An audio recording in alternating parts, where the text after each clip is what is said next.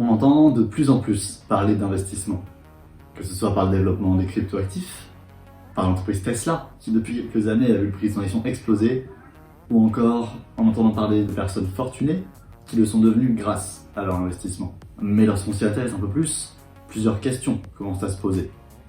Investir, d'accord, mais comment je fais? Par où est-ce que je commence? Et ce sont ces mêmes questions que je me suis posées il n'y a pas si longtemps. Lorsque j'ai commencé à investir, il y a un peu plus d'1 an, je ne parvenais pas à le faire régulièrement. J'avais de temps en temps de l'argent à investir, mais jamais de façon régulière. Et c'est en partie grâce à un livre que j'ai trouvé la solution. Dans le livre Père riche, Père pauvre, l'une des choses que Robert Kiyosaki nous apprend, c'est que la première personne que vous devez payer chaque mois, c'est vous-même.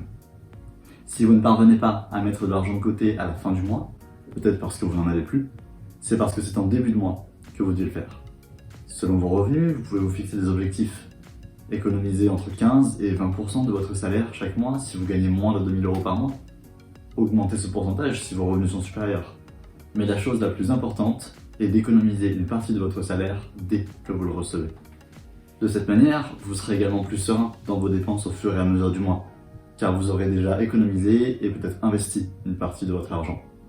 Même si la somme ne vous paraît peut-être pas très importante, 50 € économisés chaque mois vous font 600 € en fin d'année et 100 € vous en feront 1200.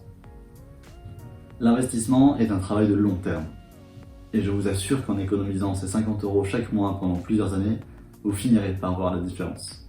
Mais pour comprendre cette idée de travail à long terme, je pense qu'il est important de revenir sur une notion clé, celle des intérêts composés. À la différence des intérêts simples, les intérêts composés permettent d'ajouter la somme générée par les intérêts à la somme initiale pour qu'elle génère elle-même plus d'intérêts. En investissant une somme A en intérêt simple, vous aurez une somme B à la fin de la première année, puis cette même somme B à la fin de la deuxième année, la troisième, la quatrième, etc. Avec les intérêts composés, le montant B de la première année vient s'ajouter à A pour générer un montant C, qui vient lui-même s'ajouter à A et B pour générer un montant D. Et plus la lettre augmente, plus la valeur générée augmente également. En investissant 1000 € à 10% d'intérêt simple par an, vous aurez à la fin de la première année 1100 €, puis 1200 la deuxième, 1300 la troisième. Avec les intérêts composés en revanche, les 100 € générés à la fin de la première année viendront s'ajouter aux 1000 € de base pour eux-mêmes générer les intérêts. Vous n'aurez donc plus 1200 € à la fin de la première année, mais 1210, puis 1331 € la troisième année et 1464 à la fin de la quatrième année.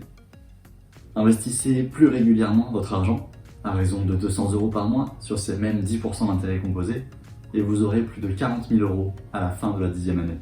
Ce montant peut vous paraître élevé, ou ce taux d'intérêt peut être surréaliste, mais je pense qu'il montre bien l'intérêt de l'investissement sur du long terme. Alors oui, c'est un travail qui demande du temps, et dont on ne voit les bénéfices qu'au bout d'un certain moment, ce qui est contraire à l'instantanéité qu'on cherche tous aujourd'hui. Mais je pense qu'avec le temps, ce travail porte réellement ses fruits. Maintenant que cela est dit, si vous réussissez à mettre de l'argent régulièrement de côté, vous vous demandez peut-être comment investir, quand ou encore sur quel actif. Sur ces différentes questions, il y a beaucoup de choses à dire. Et j'en ai moi-même encore beaucoup à apprendre. Je vais quand même tenter de vous expliquer quelques éléments qui, selon moi, sont clés sur le long terme. Le premier point, et peut-être le plus important, le moment parfait pour investir n'existe pas. Comme vous n'avez pas plus de boules de cristal que moi, vous ne pouvez pas savoir à quel prix sera un actif demain, dans une semaine ou dans un mois. Si le prix de cet actif baisse, vous ne savez pas jusqu'où il baissera, ni s'il monte jusqu'où il montera. Il faut simplement le comprendre et l'accepter.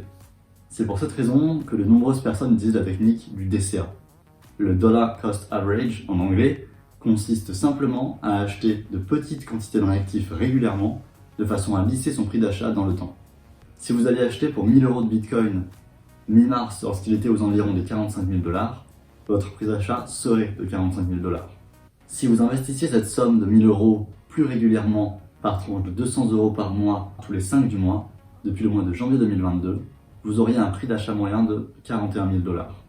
Non seulement cela vous permet d'être plus serein au fur et à mesure de votre investissement, la somme investie à chaque fois étant plus réduite, mais cela vous permet également de profiter des baisses du cours pour avoir un prix d'achat moins élevé. En effet, vous préférez acheter plus bas pour faire une plus grande plus-value lorsque le prix remonte. Ce qui m'amène à aborder un dernier point, celui-ci assez controversé. La baisse du prix d'un actif ne doit pas être une source de panique, c'est au contraire une opportunité. Si vous croyez dans un projet à long terme, et donc dans le potentiel de son prix à s'apprécier, acheter plus bas est simplement l'opportunité de faire une plus grande plus-value lorsque le prix remonte. Si vous aviez investi dans l'entreprise Tesla lorsque son action valait 1000 $, pourquoi ne souhaitez-vous plus en acheter lorsqu'elle est en dessous des 800 $? Il ne faut bien entendu pas acheter n'importe quel actif dès que son prix commence à chuter. Et attendre une stabilisation du prix me semble bien plus judicieux que de vouloir acheter directement lorsque son prix est en chute libre. Mais si la peur sur les marchés ne doit pas vous repousser de celui-ci, elle doit au contraire vous pousser à vous y intéresser. Un indicateur simple mais très efficace pour comprendre cela est le Fear and Greed. Il analyse un ensemble de données qu'il traduit sous la forme d'un nombre oscillant entre 0 et 100, reflétant le sentiment du marché. Concrètement, lorsque les prix chutent et que la peur s'installe, cet indicateur tend vers 0. Lorsque les prix remontent en revanche et que l'euphorie s'installe, cet indicateur va remonter, parfois jusqu'à s'approcher de 100. En suivant cet indicateur, pour acheter lorsque les prix baissent et que la peur s'installe, et revendre lorsque les prix remontent et que c'est l'euphorie, vous avez de grandes chances de faire des profits. Ça fait peur, je le sais.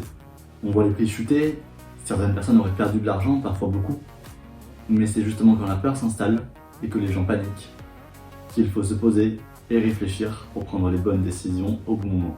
Pour reprendre la phrase très connue de Warren Buffett, Be greedy when people are fearful and fearful when people are greedy. Soyez craintifs quand les autres sont avides et avides quand les autres sont craintifs. Autrement dit, achetez lorsque les prix baissent et que la peur s'installe, et vendez lorsque les prix remontent et que c'est l'euphorie. Cette dernière phrase sur la vente et la prise de profit est particulièrement importante et fera donc l'objet d'une prochaine vidéo. J'espère que celle-ci vous aura plu et vous aura peut-être fait poser quelques questions. En tout cas, je vous remercie de l'avoir regardé et sur ce, à la prochaine.